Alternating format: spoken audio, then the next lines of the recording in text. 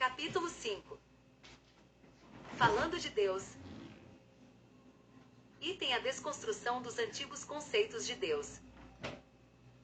Deus faz parte da consciência da humanidade. Todos os seres humanos têm a ideia de haver um Deus que, em sua concepção, comanda a vida e determina os acontecimentos do universo. Uns aceitam expressamente essa ideia e a têm como indiscutível. Outros apenas aceitam conviver com essa ideia, mas são refratários em aceitá-la como verdade absoluta. De qualquer forma, ambos têm Deus dentro de si, ou por crerem ou por negarem. Negar é também uma forma de revelar que em seu conteúdo mental está este ou aquele conhecimento e sua forma latente. Expande-se a consciência de qualquer coisa por meio de seu conhecimento. Assim, um universo pessoal de conhecimentos, presente apenas no ambiente interno de cada pessoa, encontra-se em permanente expansão. A cada informação acrescentada ao seu conhecimento, simultaneamente a sua capacidade de expressão aumenta e, por consequência, as suas possibilidades de criação, de movimentação e de realização. Cada conhecimento adquirido representa uma possibilidade a mais de realização material e pessoal, o que, em outras palavras, quer dizer, o aumento do conhecimento individual representa uma possibilidade de expansão do universo físico. Significa mais que cada conhecimento adquirido amplia o campo de visão individual e abre espaço para uma nova experiência. Desde os primórdios até os dias de hoje, a consciência humana cresceu de maneira extraordinária, multiplicou seus conhecimentos e enriqueceu-se com novas experiências. Pouco ou nada ainda temos em comum com os homens das primeiras eras, do tempo das cavernas, e os selvagens que habitavam as florestas. O que nos distancia deles e nos diferencia são os conhecimentos e as experiências. Além da formação que nos é dada pelo conhecimento natural da vida e pelo aprendizado científico e cultural, do qual extraímos sempre novas informações, guardamos conosco um conhecimento infuso, cuja origem não conhecemos, mas que nos faz acreditar que existe um poder superior e ao que tem esse poder chamamos Deus. Ninguém jamais viu Deus, mas ainda assim ele é presença em nós, de alguma forma. Em nossa visão, esse poder é infinito, incomensurável e, por vezes, nos consideramos tão distantes dele que o consideramos inacessível. Deus, em uma visão primária da consciência incipiente da humanidade, foi tido como presença na natureza, no raio, no trovão, nas montanhas, nos animais, nos rios, no mar e no céu. Nessa visão, qualquer força superior à força humana e qualquer coisa inexplicável é Deus. Tudo que estava além das possibilidades humanas era visto como Deus. Contudo, a expansão dos conhecimentos e as experiências foram acrescentando a essa visão primária algumas ideias novas a respeito desse poder. Hoje, se estamos certos de que Deus é eterno e imutável, estamos também certos de que a nossa consciência mudou muito a respeito de várias coisas, mas principalmente a respeito de Deus. Item: a primeira visão: muitos deuses, poucos poderes. O politeísmo natural das mentes incipientes se expande e se retrai conforme os deuses vão sendo superados por forças humanas e na medida em que falham, segundo a visão daqueles que neles criam. Deuses surgem e desaparecem das crenças das pessoas e das coletividades numa rotatividade capaz de impressionar. Alguns, por imposição das circunstâncias, permaneceram na mente dos seres humanos por longo tempo, de tal forma que passam de uma geração a outra sem sofrer oposição. A herança cultural trouxe até nossos dias uma visão de Deus, o Deus de Moisés, personagem bíblico tido como um mensageiro de Deus e como instituidor da justiça, na consciência humana. Um Deus único é, portanto, a segunda visão dos deuses, uma renovação extraordinária para as mentes arraigadas no pensamento politeísta. A mitologia se encarregou de manter a sua memória ao contar a história de muitos deuses, seu nascimento e sua morte e seus finitos poderes. Item: a segunda visão: o Deus único, o Deus de Moisés, o poder de todos em um só. O crescimento da consciência da humanidade, com a negação de muitos deuses, a partir da perda de muitas batalhas, acontece de modo quase natural, embora lentamente. Nesse momento, torna-se oportuna a presença de alguém que, tendo um conhecimento superior, é capaz de reorientar as mentes para uma nova possibilidade, um Deus único e verdadeiro, e essa pessoa foi Moisés. E Moisés naturalmente teve dificuldades para implantar uma nova consciência nas pessoas do seu tempo. Embora nas mentes ainda infantis quanto ao conhecimento espiritual houvesse uma ideia de Deus e de seus poderes, as crenças individuais e coletivas eram refratárias à ideia de um novo e único Deus. Faltava consistência na fé quanto aos efetivos poderes de um possível novo, único e verdadeiro Deus, conforme as palavras de Moisés. A consciência guerreira dos povos daqueles tempos pedia a um Deus poderoso, que fosse um Senhor do maior de todos os exércitos, terrível contra os inimigos e vingador, que desse ao povo a confiança de que nenhum inimigo seria capaz de vencê-lo no campo de batalha, e Moisés deu esse Deus ao povo.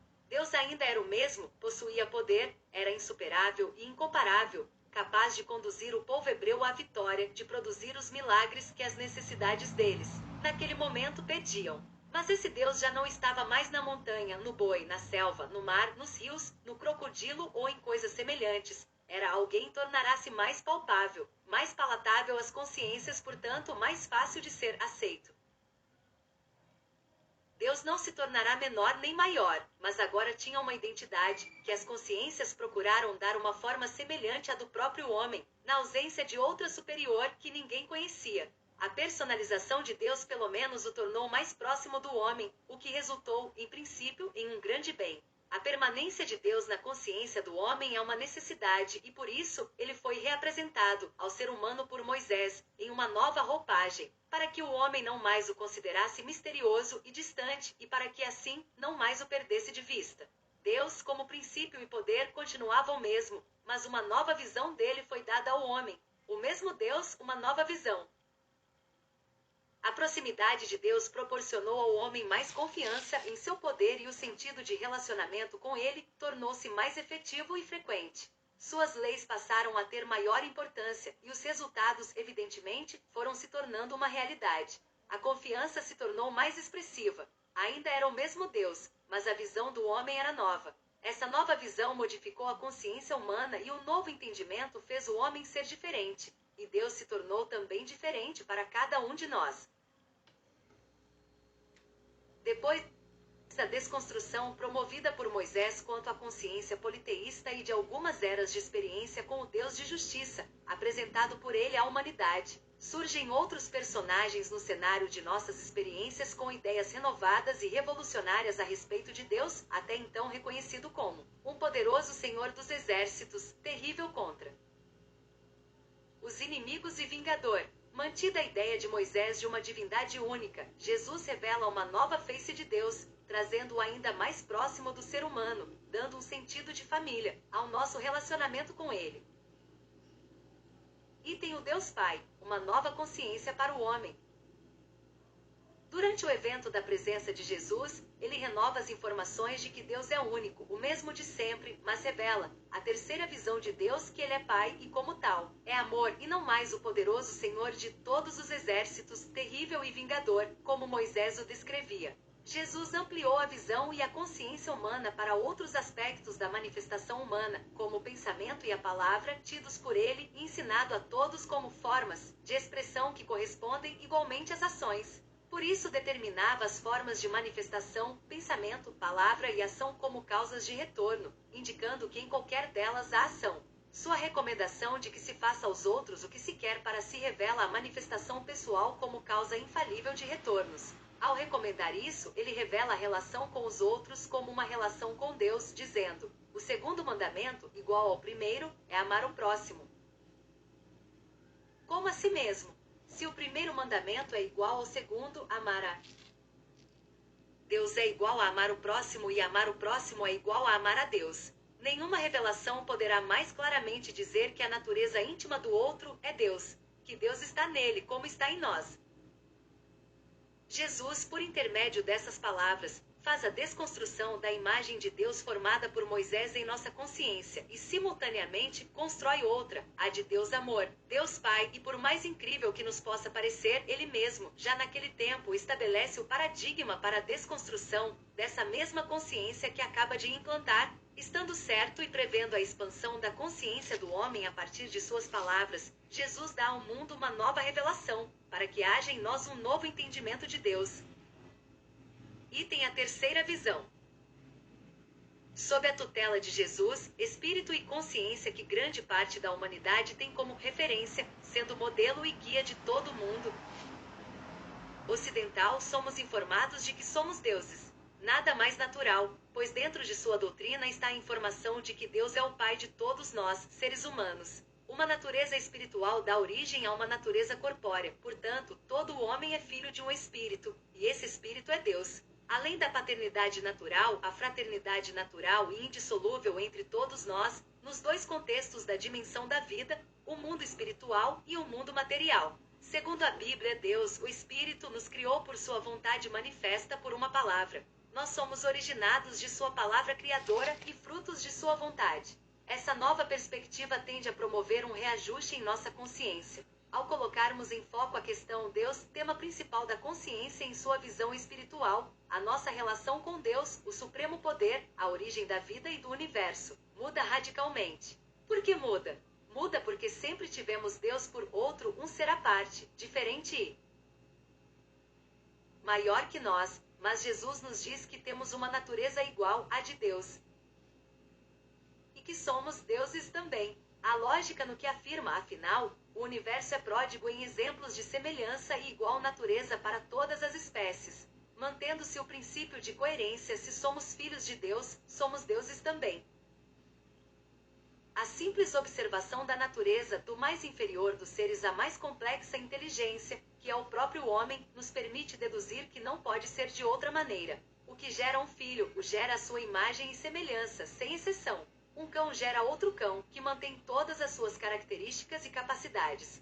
Nasce pequeno, cresce, aprende e se desenvolve, tornando-se igual a um cão adulto. Todas as espécies são exatamente assim, a natureza afirma e confirma. Como todos somos criação do Espírito, Deus, em nossa visão, a coerência há de se manter e dessa forma, Filho de Deus é Deus. O status de homem carnal é um aspecto da divindade, é o seu momento de nascimento, crescimento e amadurecimento como consciência divina. Observado esse processo, podemos afirmar que o homem é filho de Deus, como também podemos afirmar que Deus é o Filho que há de nascer da consciência humana em transformação. Em outras palavras, o Filho de Deus é o homem, e o Filho do homem é Deus. Um homem carnal dá origem a outro homem carnal, no aspecto biológico, pois o que nasce da carne é carne, mas o homem que nasce da consciência espiritual é espírito e, portanto, de natureza divina, Deus mesmo. A natureza espiritual surge do desenvolvimento da consciência do homem, a partir de experiências, por meio das quais recolhe o espírito da verdade. Por esse sistema, usando os recursos do corpo, o ser espiritual amadurece e se torna pronto para exercer sua plena divindade. Pode-se entender que a mensagem bíblica não seja uma afirmação, mas uma ordem dada aos seres humanos. Façamos a consciência do homem tornar-se uma consciência de espírito, portanto, a nossa imagem e semelhança. Se fosse uma afirmação, leríamos: faço o homem à minha imagem e semelhança, ou fiz o homem à minha imagem e semelhança. Não faltam, no contexto histórico da humanidade, consciências que se tornaram cientes dessa nossa divindade e que a propagaram na esperança de que houvesse alguém acordado e pronto para escutar o que diziam. Amenhotep, no Egito Antigo, Sócrates, Aristóteles, Platão, entre os filósofos da antiguidade, Shakespeare, o dramaturgo inglês, os filósofos modernos como Goethe, Nietzsche, Kant, Auguste Comte, Bacon, Hegel, Descartes, além dos personagens contemporâneos como Charles Spencer Chaplin, Henry Ford, Abraham Lincoln e Walt Disney, dentre muitos outros. Nos textos bíblicos, tidos como sagrados, está a mais veemente de todas essas confirmações. No Evangelho de João, que se aceita como revelação das palavras de Jesus no capítulo 1, versículos de 1 a 5, onde se lê que Deus é a palavra. No princípio era o Verbo, e o Verbo estava com Deus, e o Verbo era Deus. Ele estava no princípio com Deus. Todas as coisas foram feitas por intermédio dele, e sem ele nada do que foi feito se fez. Nele estava a vida, e a vida era a luz dos homens. A luz resplandece nas trevas, e as trevas não prevaleceram contra ela. Tal afirmação é, sem dúvida, uma forma de desconstrução, uma maneira de desabilitar conexões cerebrais fortes, criando uma que produza uma nova consciência a respeito de Deus.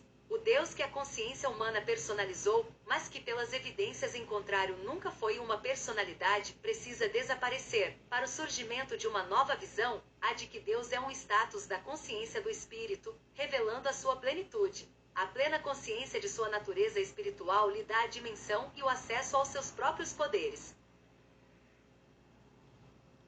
Ninguém disse que Deus era um ser à semelhança do homem. O que foi dito é que os homens deveriam fazer-se imagem e semelhança de Deus, a palavra imaculada. Foi o homem que idealizou esse Deus antropomorfo, apesar das muitas evidências em contrário. Essa nova visão muda toda a nossa relação não só com Deus, agora a natureza imanente, mas também com a vida em todas as suas circunstâncias. Sempre tivemos Deus por uma pessoa. Essa é a visão criada pelo homem e que não corresponde à realidade divina.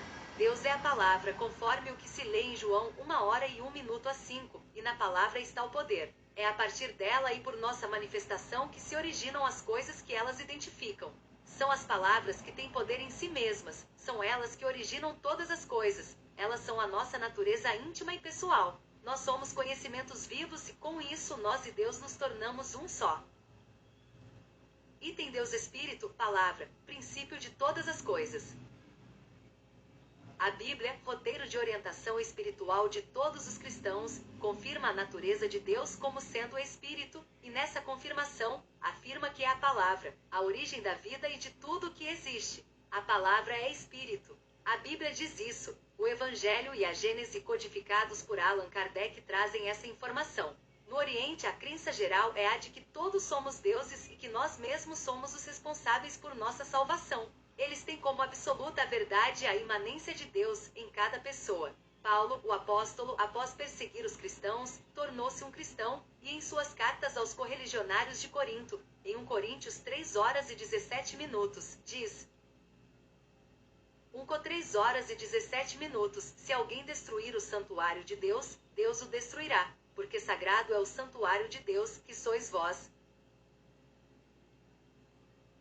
Sendo o corpo humano o santuário de Deus, e isso ele revela que somos nós, evidente está que abrigamos em nosso corpo a natureza espiritual que chamamos de Deus. Sabemos que mesmo assim, muitas pessoas vão querer continuar com a visão antiga de Deus, apesar de estar escrito que Deus é o Verbo. Presumo que quando a consciência estiver pronta, o entendimento acontecerá de modo natural e dará a quem estiver em busca da verdade essa nova visão. Com isso contava Jesus quando disse: vós sois deuses. Da mesma forma contava também Sócrates, ao transmitir as palavras que se achavam escritas no portal do Templo de Delfos, na Grécia, no qual está conhecidíssima e famosa inscrição: conhece-te a ti mesmo, cuja informação se complementa com as palavras, e conhecerás o universo e os deuses. Em um nível mais profundo da consciência nós abrigamos a palavra Deus para que um dia, quando isso for conveniente, nossa mente permita que ela se expanda e se desenvolva dentro de nós. Sendo a palavra Espírito e vida, quando estivermos procurando o entendimento de Deus o encontraremos. Deus que, segundo o nosso entendimento, já teve diversas fisiologias, está morto em nossa consciência, conforme as palavras de Nietzsche. Mas este momento da humanidade é um tempo de realização de profecia, e ela determina que o ressuscitemos. O terceiro milênio é o terceiro dia da previsão de Cristo de que o Filho do Homem estaria morto e no seio da terra, e que no terceiro dia ressuscitaria. João 8h32, e conhecereis a verdade, e a verdade vos libertará. LC 24h46, e disse-lhes: assim está escrito que o Cristo padecesse, e ao terceiro dia ressurgisse dentre os mortos. Este momento vem sendo implantado nas mentes humanas, e ele chegou ao seu ponto culminante.